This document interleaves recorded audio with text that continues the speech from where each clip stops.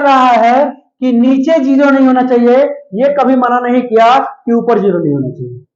मना किया है क्या? नहीं है। देखो तो माइनस में आया, इसको क्या कहते हैं हम लोग? पूर्णांक संख्या कह देते हैं।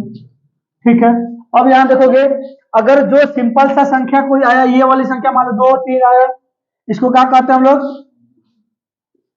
प्राकृत संख्या कह देते हैं। कहते हैं कि नहीं कहते? अब देखोगे एक चीज और लगा सकते हो, ठीक है? तो अगर कोई रूट में है तो अपरिमेय है। क्या है? अपरिमेय है। अब देखो रूट में 5 है, क्या है ये? अपरिमेय है। अब देखोगे रूट में 4 है, परिमेय है कि अपरिमेय है? ये है परिमेय, ये वास्तविक संख्या। तो वास्तविक संख्या मतलब यहाँ पे वास्तविक संख्या जो है, ये चैप्टर कौन सा है? चैप्टर 1 है। देखिए मान लीजिए सपोज अगर ये वास्तविक संख्या बना है, ठीक है, ऐसे तो नहीं बनेगा हो। इसे मान लीजिए कि अगर हम लोग आए हैं तो आसमान से तो नहीं टपके हैं, हमारे भी पूर्वज रहे होंगे, उनके भी पूर्वज रहे होंगे, तो कहीं ना किस जरिया से आए होंगे। उसके बाद कहीं ना कहीं ये हम लोग को डिवीजन हुआ होगा, बंटवारा हुआ होगा कि आप मुस्लिम है भाई तो अब हम हिंदू है, तो ये है वो है, बहुत सारी चीजें हैं। तो उसी तरीके से उसके बेसिक को लेते हुए हम लोग वास्तविक संख्या के पूरे थोड़ा डीप में जाएंगे कि वास्तविक संख्या के है क्या, वास्तविक संख्या बना कैसे, है ना? आखिर वास्तविक का मतलब क्या होता है?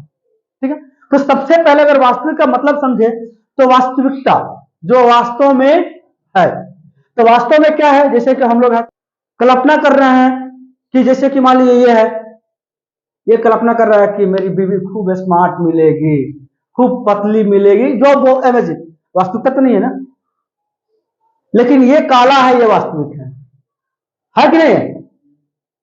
है कि नहीं? तो चाहे जो भी हो, तो जो वास्तविकता है उसको हम लोग वास्तविक संख्या कहते हैं। तो वास्तविकता क्या होती है देख लीजिए। तो वास्तविकता की शुरुआत होती है हमारी किस संख्या से? प्राकृत संख्या से। किस संख्या से? तो प्राकृत संख्या का मतलब क्या होता है? प्राकृत संख्या का मतलब यह होता है, देखिएगा, प्राकृत संख्या का मतलब इसको हम इंग्लिश में कहते हैं नेचुरल नंबर। क्या कहते हैं? Natural number. ठीक है, नेचुरल नंबर आपको पूरा नहीं बताएंगे। नेचुरल नंबर को हम लोग शॉर्टकट में किसे दिखाते हैं?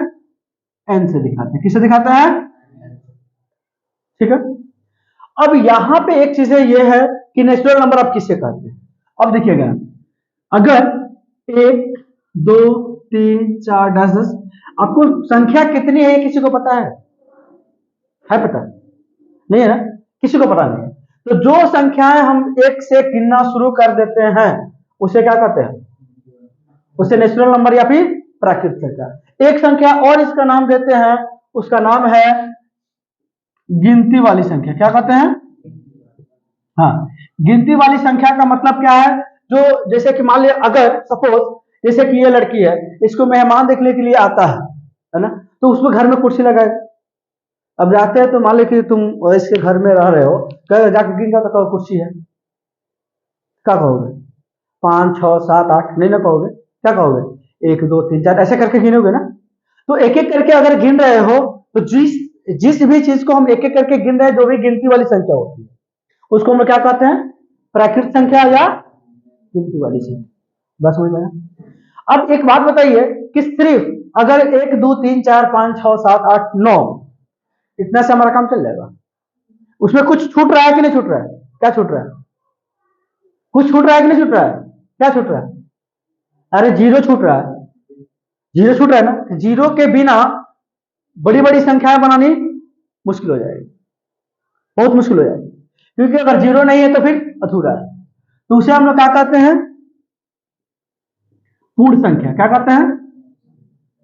पूर्ण संख्या। तो पूर्ण संख्या को इंग्लिश में हम लोग कहते हैं होल नंबर। क्या कहते हैं? होल नंबर, यानी कि इसको कैसे लिखा था हम लोग? डब्ल्यू से लिखा। ठीक है, अब एक चीज समझिएगा, होल नंबर का मतलब क्या होता है? सभी नंबर, सभी संख्याएं, जितनी संख्याएं होती है सभी के सभी संख्याएं। ठीक है, तो इसमें सभी के सभी संख्याओं में आ जाए तो यहां देखिएगा जीरो भी तो एक संख्या है। अगर जीरो नहीं है तो 10 नहीं बनेगा, जीरो नहीं तो 100 नहीं बनेगा, जीरो नहीं है तो 500 नहीं बनेगा। बनेगा जी? नहीं बनेगा। तो यानी जीरो, फिर 1 2 3 4 5 10 करके इन्फिनिटी। इन्फिनिटी, इसका इनफाइनाइट का मतलब होता है कि आप संख्या लिखते लिखते थक जाइएगा, खत्म नहीं होगा, लेकिन भले कॉपी पेज खत्म हो जाएगा, इतनी संख्या है, खत्म होगा कभी नहीं होगा। तो इसलिए इसको इन्फिनिटी का मतलब कि अनंत तक जाएगा, कहां तक जाएगा इसकी कोई पता नहीं। लेकिन एक चीज और यहां पे मैं बता दूं आपसे, आपसे सवाल पूछा जा सकता है कि सबसे छोटी प्राकृत संख्या किसे कहते हैं? सबसे छोटी प्राकृत संख्या किसे कहते हैं? तो अब देखिएगा इसमें, इस संख्या में सबसे छोटी प्राकृत संख्या कौन है? सबसे छोटा कौन है? सबसे छोटा कौन है? है? सबसे छोटा एक है, तो सबसे छोटा प्राकृत संख्या क्या हो जाएगा?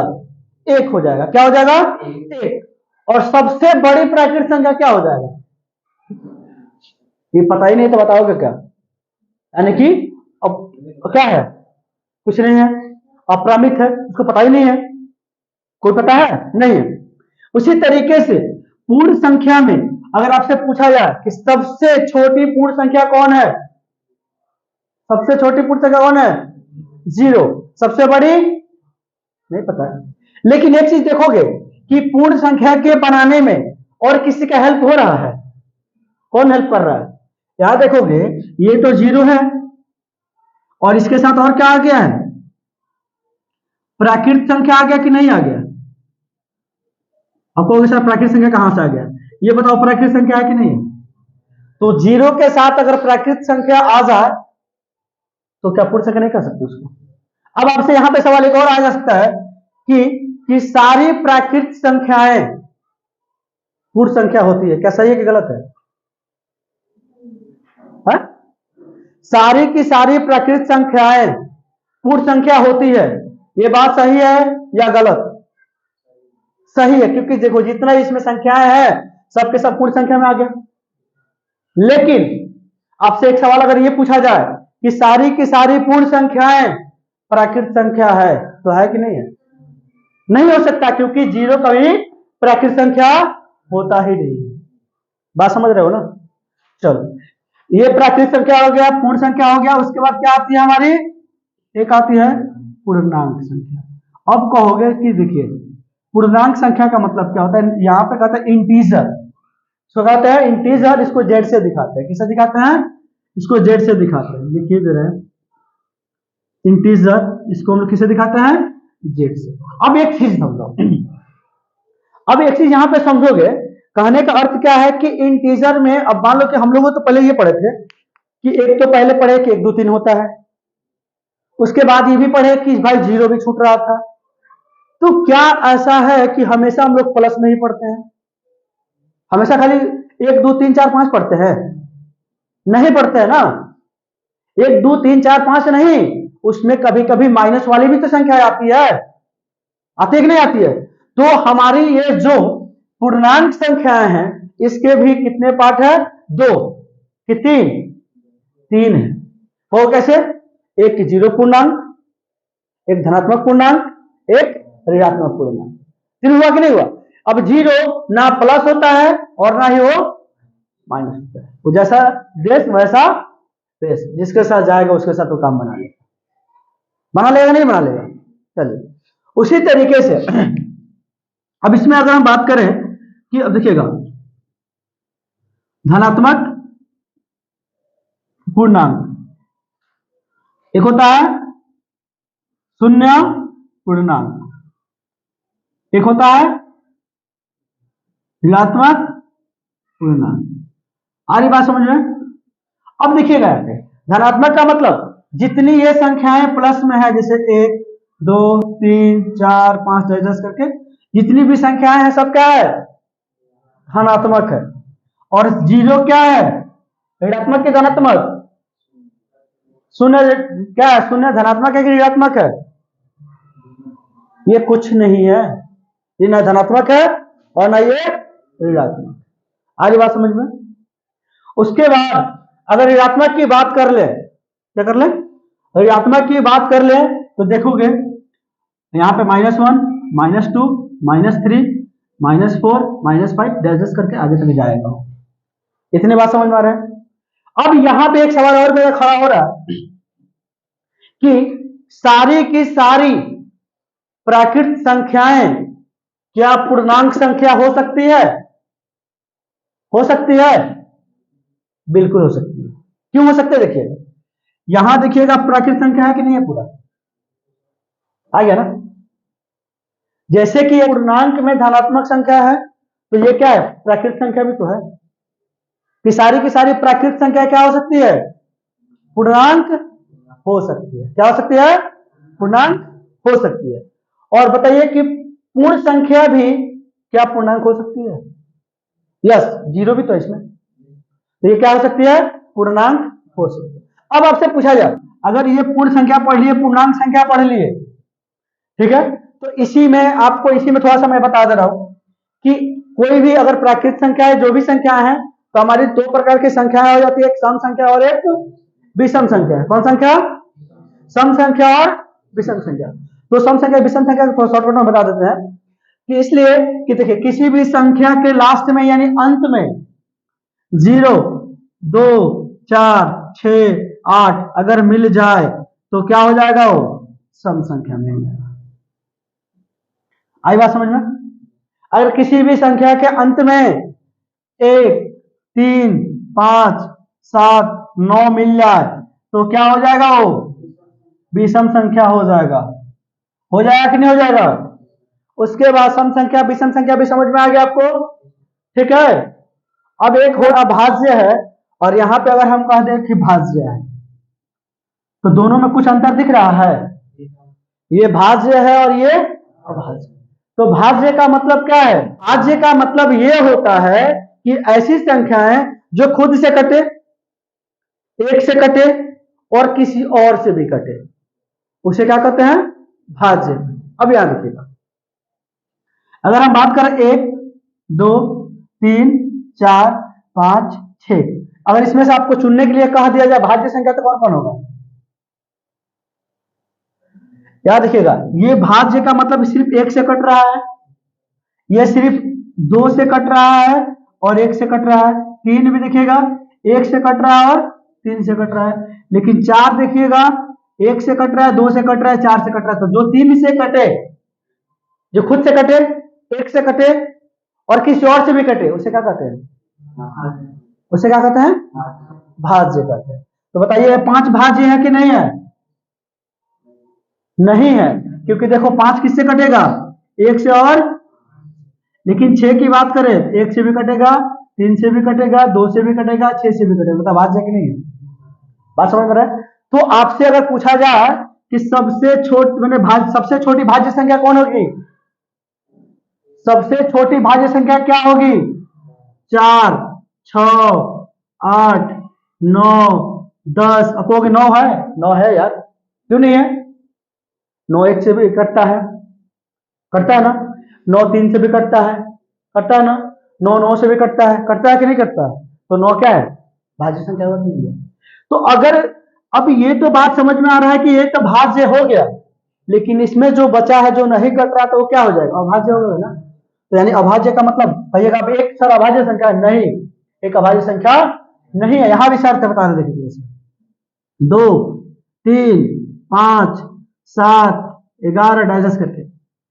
यहां पे क्या शर्त है, देखो यहां पे 2 इसके गुणनखंड हो रहा था कि नहीं हो रहा था, 1 2, यहाँ पे 1 2, यहाँ 1 2। जिसका 2 गुणनखंड है वह अभाज्य है, जिसका 3 है या 3 से ज्यादा है वो क्या है, भाज्य है। लेकिन एक के पास इकलौता एक है, एक किसी से कट रहेगा, कट रहा है ना, नहीं कट रहा है। तो एक ना भाज्य है और ना अभाज्य है, ठीक है। तो यानी कि क्या है कि सबसे छोटी अभाज्य संख्या क्या हो जाएगी, उसके बाद अच्छा अभाज्य में कौन हो जाएगा, समझ में, नहीं समझ में। अब आपसे पूछा जाए कि सबसे छोटी अभाज्य संख्या कौन है, सबसे छोटी अभाज्य संख्या कौन है, 2। और सबसे छोटी भाज्य संख्या कौन है, 4। समझ में आ रहा है। तो यानी कि भाज्य भी समझ में आ गया, अभाज्य भी समझ में आ गया, विषम और सम। एक और संख्या आती है सह अभाज्य संख्या, क्या आती है, सह अभाज्य, सह अभाज्य नहीं। अब ये देखो यहां पे सह अभाज्य का मतलब क्या होता है कि अनुमानतः, जैसे कि मान लो, जैसे कि कोई एक, जैसे कि मान लीजिए ये है, ये लड़का है, इसका कोई रिश्तेदार है जो मान लो कि ये मेरा बहनोई लगता है, लगता है नहीं? ये मेरा बहनोई लगता है, ये मेरा सार लगता है, कह सकते हैं ना उसको। लेकिन जो अगर अपना होगा तो क्या करेंगे, ये मेरा सार है, ये मेरा बहनोई है, ऐसा कहते हैं ना हम लोग। लेकिन लागेला दूर के रिश्तेदार है, बात समझ रहे ना। तो जिसकी वास्तविकता नहीं है, तो यानी कि ये क्या है, श अभाज्य का मतलब क्या है, ना ये भाज्य है और ना ये अभाज्य, तो है कौन चीज। अब देखिएगा ये स और भाज्य और अभाज्य का मिश्रण है, मिलावटी जुलवटी है, ठीक है। देखिएगा अगर यहां से मान लीजिए 2 ले लिए, यहां से मान लीजिए क्या ले लें, 4 ले लें। इसको अगर हम इसका अगर एलसीएम निकालते हैं तो कितना निकल जाएगा, एचसीएफ यानी मौसम। थोड़ा सा मौसम भी तुम लोग को सिखा दे रहा है। देखो मौसम का मतलब ये 2 से भी कटेगा और 4 किससे कटेगा, देखो तो 2 गुने 2 कटेगा कि नहीं कटेगा, दोनों में 2 मिल गया तो मौसम इसका क्या निकलता गया, 2 मौसम हुआ, कितना हो गया 2। तो ये हमारी सहअभाज्य संख्या नहीं। अब यहां देखो, अगर मान लो हम यहाँ पे ले लिए 3, यहाँ पे ले लिए 4, 3 और 4 का मौसा कितना होता है, 3 और 4 का मौसा कितना होता है, अरे नालायक सब 1 होता है। 3 और 4 का मौसा कितना होगा, 1 होगा। ये याद ध्यान में रख लीजिएगा कि अभाज्य संख्या और भाज्य संख्या दोनों का मौसा कितना होगा, 1 होगा। जीवन में याद रखिएगा, कहीं भी जाइएगा अगर एक अभाज्य दिया है और एक भाज्य दिया है और दोनों को मौसा आपसे पूछ रहा है, आंख बंद करके 1 पे टिक लगा दीजिए। कितना पे, 1 पे। बात समझ में आया कि नहीं?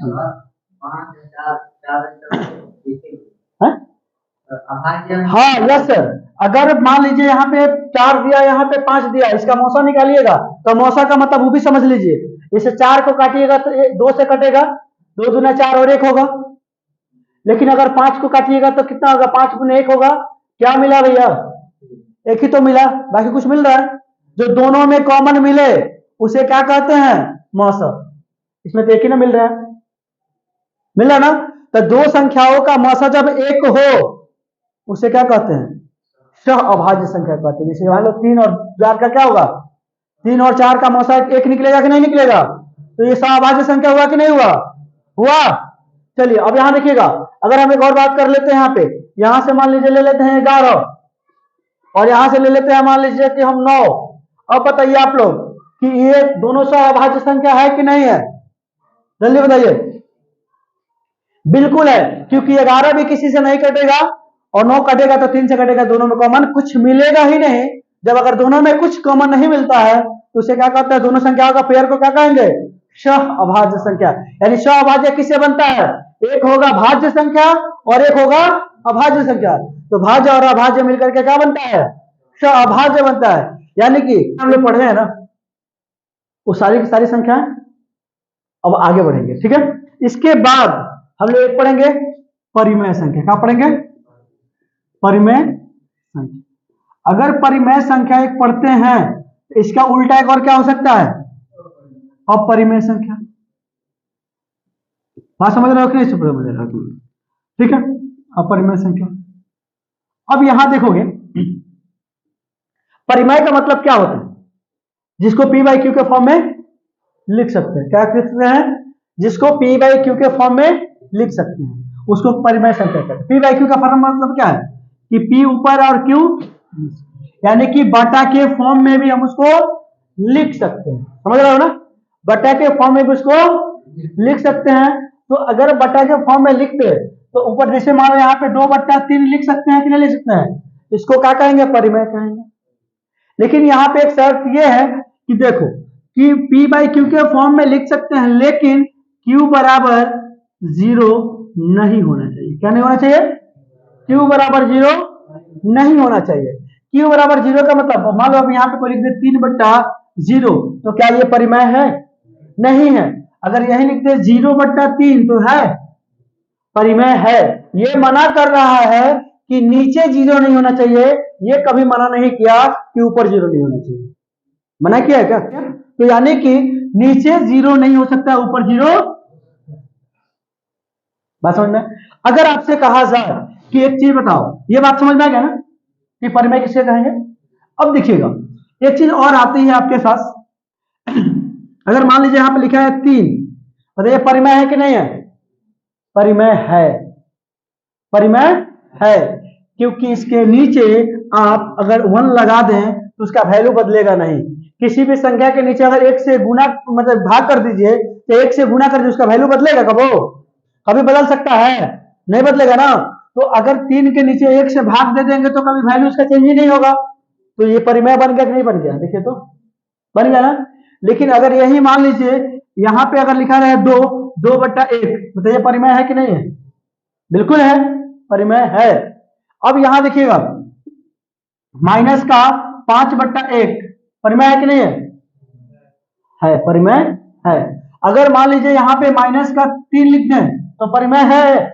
बिल्कुल है, क्योंकि इसके नीचे 1 आप लगा सकते हैं। बात समझ में आया? यानी कि अगर कोई प्लस में हो या कोई माइनस में हो तो परिमेय हो सकता है। अब देखिए कैसे, कुछ चीज और समझिए। माइनस का 7/8 बताइए परिमेय है? बिल्कुल है, क्योंकि बटा के फॉर्म में है। माइनस या प्लस उससे कोई मैटर नहीं करता। समझ रहे हो ना ये तुम लोग? उसी तरीके से अगर मान लो यहां पे तुमसे पूछ दिया 9, बताओ 9 परिमेय है? हाँ है, क्योंकि इसके नीचे एक लगा। ठीक है। अगर यही कहा जाए कि देखोगे अगर यहां पे कहा जाए कि अगर 15/0 परिमेय है? नहीं है। यानी कि 0 नीचे आ गया तो परिमेय नहीं है। तो एक चीज और देखोगे कि 0 बट्टा में अगर 0 पूछा जाए परिमेय है तो क्या कहोगे? हाँ है। इसके नीचे 1 लगा सकते हो। अब देखोगे यहां पे हम लोगों ने देखा कि अगर 9 भी क्या है? एक प्राकृत संख्या है? 1 भी एक प्राकृत संख्या है, 2 भी, 3 भी प्राकृत संख्या है, 0 भी पूर्णांक संख्या है, पूर्ण संख्या है कि नहीं? और ये पूर्णांक संख्या है कि नहीं? तो जो माइनस में आया, देखो तो माइनस में आया, इसको क्या कहते हैं हम लोग? पूर्णांक संख्या कहा देते हैं। ठीक है। अब यहां देखोगे अगर जो सिंपल सा संख्या कोई आया, ये वाली संख्या मान लो 2, 3 आया, इसको क्या कहते हैं हम लोग? प्राकृत संख्या कहा देते हैं। कहते हैं कि नहीं कहते? अब देखोगे एक चीज और, ठीक है, कि यहां पे 0 आ गया तो ये पूर्ण संख्या आ गया कि नहीं आ गया? आ गया ना? आ गया ना पूर्ण संख्या। तो देखोगे इसमें क्या है कि प्राकृत संख्या भी आ रहा है, पूर्णांक भी आ रहा है और पूर्ण संख्या आ रहा है, यानी कि सब की सब संख्या इसमें आ ही रहा है। तो सब संख्या को मिलने के बाद क्या बनता है? परिमेय संख्या बनता है। इतनी बात क्लियर हो गई? किसको किसको ये बातें समझ में नहीं आई? आया बात सबको समझ में? चलिए अगर इसको पी वाई क्यू के फॉर्म में लिखने के बाद इसको अगर हम परिमेय संख्या कहते हैं, अगर इसको भी पी वाई क्यू के फॉर्म में अगर लिख देते भी तो परिमेय संख्या बन जाएगा ना। तो जिसको पी वाई क्यू के फॉर्म में नहीं लिखा जा सकता उसे क्या कहते हैं हम लोग? क्या कहते हैं हम लोग? अपरिमेय संख्या कहते हैं। बात समझ में आ रहा है? अब देखिएगा कौन सी संख्या है जिसको हम लोग बटा के फॉर्म में नहीं लिख सकते हैं। अब देखोगे क्या कि अगर मान लो रूट में 2 है, इसको बटा लिख सकते हो? नहीं लगा सकते हो, नीचे 1 नहीं लगा सकते हो। ठीक है। तो अगर कोई रूट में है तो वो अपरिमेय है। क्या है? अपरिमेय है। अब देखो रूट में 5 है, क्या है ये? अपरिमेय है। अब देखोगे रूट में 4 है, परिमेय है कि अपरिमेय है? ये है परिमेय, क्योंकि ये 2 का स्क्वायर रूट होता है। अगर 2 गुने 2 करोगे तो कितना मिलेगा? 4। और रूट में कर दोगे तो 2 के बदले क्या निकल जाएगा? निकलेगा कि नहीं निकलेगा? समझ रहे हो? तो यानी कि जो वैसी संख्याएं जो रूट के अंदर हो, देखिए किसी संख्या का परफेक्ट स्क्वायर हो, क्या हो? किसी संख्या का परफेक्ट स्क्वायर हो, उसे क्या कहेंगे? परिमेय। ये क्या है? परिमेय है। और रूट में 9 है, बताओ 3 3 का 9 होता है कि नहीं होता है? ये परिमेय है कि अपरिमेय है? परिमेय है। और रूट में 16, 4 चौका 16, 4 गुणे 4 16 होता है कि नहीं होता है? तो ये परिमेय है कि अपरिमेय है? परिमेय है। रूट में 25 और रूट में 26, रूट में 26 ये क्या है? अपरिमेय। रूट में 26 क्या है? अपरिमेय। वो किसी का परफेक्ट स्क्वायर नहीं है और हो भी नहीं सकता। ठीक है। अब एक सवाल और है, ये बताओ पाई हम लोग पढ़ते हैं ना, इसको क्या पढ़ते हैं हम लोग? पाई। पाई एक अपरिमेय है कि परिमेय है? एक पाई एक वैल्यू क्या होता है? अपरिमेय संख्या होती है। क्या होती है? अपरिमेय संख्या होती है। लेकिन एक और होता है कि पाई का वैल्यू क्या लिखे थे हम लोग, 22/7। तो पाई एक याद रखिएगा कि अपरिमेय संख्या है, लेकिन 22/7 क्या है, परिमेय संख्या है। हाँ, तो 3.14 अगर लिखा है इस तरीके से तो ये भी क्या है, परिमेय संख्या है। क्या है, परिमेय संख्या। कैसे है देखिए, 3.14 पॉइंट हटाइएगा, नीचे 100 आ जाएगा, बटा में हो गया कि नहीं हो गया, तो ये परिमेय हो गया कि नहीं हो गया, बात समझ में आ रहा है। यानी कि ऐसी संख्या है जिसको जो रूट में हो और किसी का परफेक्ट स्क्वायर ना हो उसे क्या कहते हैं, अपरिमेय संख्या। रूट में हो और किसी का परफेक्ट स्क्वायर हो उसे क्या कहते हैं, उसे क्या कहते हैं, परिमेय संख्या। इतनी बात समझ में आ गई। अब देखिएगा ये परिमेय में तो सब संख्या आ गई थी और अपरिमेय में भी जो बात बाकी था तो रूट रूट वाला आ गया। तो परिमेय और अपरिमेय दोनों को मिलाने के बाद बनता है हमारी वास्तविक संख्या। बात समझ में आए कि नहीं समझ में आया, ठीक है। एक चीज और आपको बता दे रहे हैं, एक होती है वास्तविक संख्या और एक संख्या और होती है जिसे कहते हैं हम लोग काल्पनिक संख्या। काल्पनिक संख्या मतलब जिसको कल्पना कर सकते हो, सच्चाई होती ही नहीं, ठीक है। तो काल्पनिक संख्या किसे कहते हैं, देखिए थोड़ा सा यहां आप देखिएगा। काल्पनिक संख्या क्या होती है, ये आपको आपके सिलेबस से बाहर है थोड़ा सा, लेकिन ध्यान रखिएगा। काल्पनिक संख्या का मतलब रूट के अंदर माइनस में 3 हो, माइनस में मान लो कोई भी संख्या अगर माइनस में मान लो 4 हो, यानी कि कोई भी अगर ऐसी संख्या है जो रूट में होते हुए माइनस में हो, क्या है, या फिर माइनस में होते हुए रूट के अंदर हो। बात समझ रहे हो ना। ऐसी कोई भी संख्या हो जो माइनस के में हो और रूट के भीतर हो उसे क्या कहेंगे, काल्पनिक संख्या। बाकी जितनी संख्या उसे क्या कहेंगे, उसे क्या कहेंगे, वास्तविक संख्या। बात समझ में आया। यानी कि जितनी संख्या आप लोगों ने देखा, ठीक है, उसे क्या कहेंगे हम लोग, एक वास्तविक संख्या। और जो रूट के अंदर हो और माइनस में भी हो उसे क्या कहेंगे, काल्पनिक संख्या। इतनी बात समझ में आ गया आपको, चलिए ठीक है।